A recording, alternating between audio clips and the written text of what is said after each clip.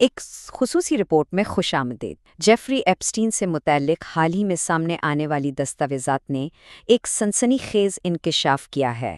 آج کی اس رپورٹ میں ہم دیکھیں گے کہ ان ای میلز میں آخر ہے کیا۔ ان دستاویزات سے ایک انتہائی حیران کن سیاسی تجزیہ سامنے آیا ہے۔ یہ ہمیں ایک جھلک دکھاتا ہے کہ دنیا کے طاقتور لوگ عالمی رہنماؤں کے بارے میں اپنی نجی محفلوں میں کیسی سوچ رکھتے ہیں۔ اور اس رپورٹ کی مرکزی خبر یہ ہے کہ بدنام زمانہ فنانسر جیفری ایپسٹین نے 2018 کی ایک ای میل میں پاکستان کے اس وقت کے نو منتخب وزیر اعظم عمران خان کو عالمی امن کے لیے ایک بہت بڑا خطرہ قرار دیا تھا۔ تو سوال یہ پیدا ہوتا ہے کہ یہ معلومات آئیں کہاں سے؟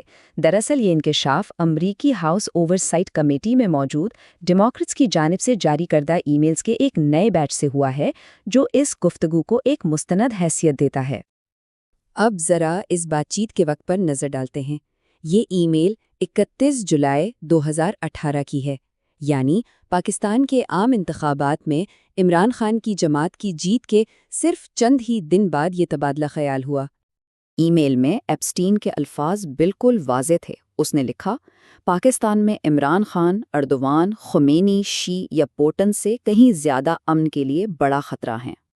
یہ ایک بہت ہی سنگین موازنہ ہے۔ ذرا سوچئے، ایپسٹین نے ترکی کے اردوان، ایران کے خمینی، چین کے شی اور روس کے پوٹن جیسے عالمی رہنماؤں کو بھی عمران خان سے کم خطرہ قرار دیا۔ ایپسٹین کے اس دعوے پر جس شخص سے وہ بات کر رہا تھا، اس کا رد عمل شدید حیرت کا تھا۔ اس نے فوراً سوال کیا، پاکستان کا پاپولسٹ؟ لیکن ایپسٹین کا جواب مختصر مگر بالکل صاف تھا۔ اس نے اپنی بات پر قائم رہتے ہوئے کہا، واقعی بری خبر۔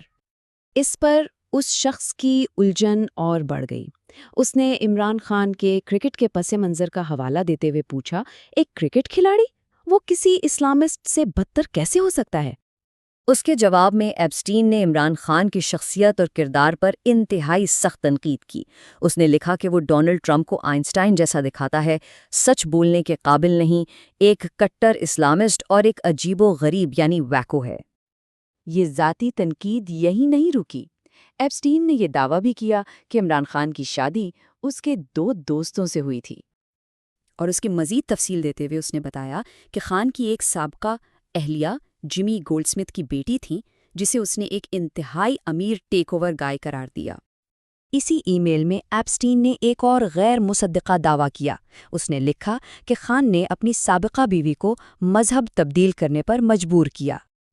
ان ذاتی حملوں کے بعد ایپسٹین نے اپنی بات کی تصویراتی وجوہات کی طرف رخ کیا اور بتایا کہ وہ عمران خان کو ایک جیو پولیٹیکل رسک کیوں سمجھتا ہے۔ اور اس کی سب سے اہم دلیل کیا تھی؟ ایٹمی ہتھیار۔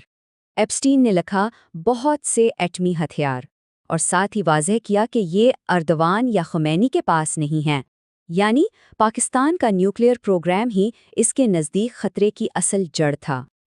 بات کو سمیٹتے ہوئے ایپسٹین نے اپنے اس تجزیے کو اس شخص کے ساتھ ہوئی ایک پرانی گفتگو سے جوڑا، گویا وہ اپنی کوئی پچھلی پیشن گوئی سچ ثابت کر رہا ہو۔ عمران خان کے قائدانہ انداز پر اپنی حتمی رائے دیتے ہوئے اس نے کہا، یہ شخصیت پرستی کے بارے میں تمہاری پیشین گوئی سے مطابقت رکھتا ہے۔ وہ ایک کرکٹ کپتان ہے، شطرنج کا کھلاڑی نہیں، لیکن وہ ہجوم میں جوش بھرنا خوب جانتا ہے۔ آخر میں یہ سمجھنا بہت ضروری ہے کہ یہ ای میل جیفری ایپسٹین سے متعلق جاری ہونے والی دستاویزات کے ایک بہت بڑے ذخیرے کا محض ایک چھوٹا سا حصہ ہے۔ یہ اس بات کی ایک جھلک ہے کہ دنیا کی طاقتور شخصیات بند دروازوں کے پیچھے کیا سوچتی ہیں اور ان کے خیالات کے عالمی سطح پر کیا اثرات مرتب ہو سکتے ہیں۔ یہ تمام انکشافات اپنے پیچھے ایک اہم سوال چھوڑ جاتے ہیں۔ طاقتور شخصیات کی یہ نجی گفتگو عالمی سیاست کی چھپی ہوئی حقیقتوں کے بارے میں ہمیں کیا بتاتی ہے؟